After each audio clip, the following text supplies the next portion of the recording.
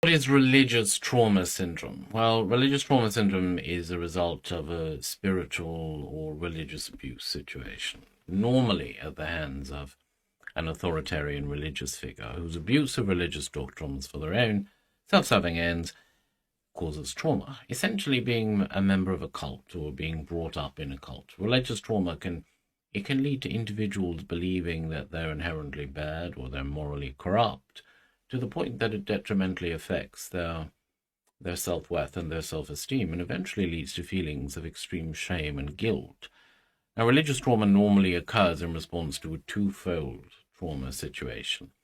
There's the feelings of guilt and shame, which were generated through the doctrine by the religious authority figure in a controlling religious environment, and then the shaming by former friends or associates or even close family for leaving the community, leaving the religious community. The choice to leave may, of course, also be accompanied by, dire financial or social consequences. Maybe they've grown up within this very strict religious environment and they don't actually have life skills that can be transferred to the outside world.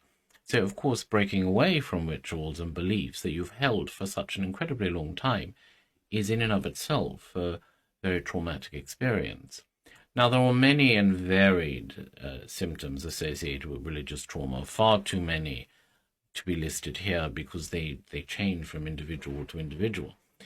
But recovering from religious trauma starts firstly with recognizing that it occurred, and then building a support system and readjusting your orientation away from your past and looking towards the future. And of course, getting trauma support therapy is very important as well. Now, having said all of that, my understanding is, and I could be wrong here, but my understanding is that clinicians and researchers are currently shying away very much from actually defining religious trauma as a syndrome, simply because labeling things as a syndrome is quite out of date.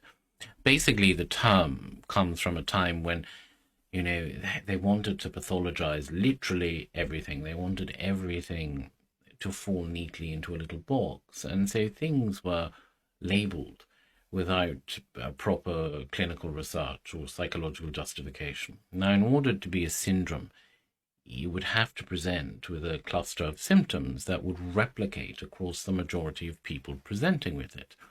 And something like religious trauma, this simply isn't the case, because it presents in very individualized ways.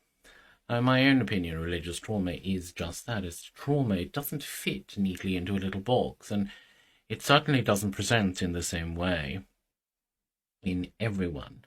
And again, in my own opinion, religion has a huge amount to religion has a huge amount to answer for, in my own opinion, because these incredibly radical religious sects and cults, primarily on the Christian right, do an incredible amount of psychological damage. So anyway, that's religious trauma.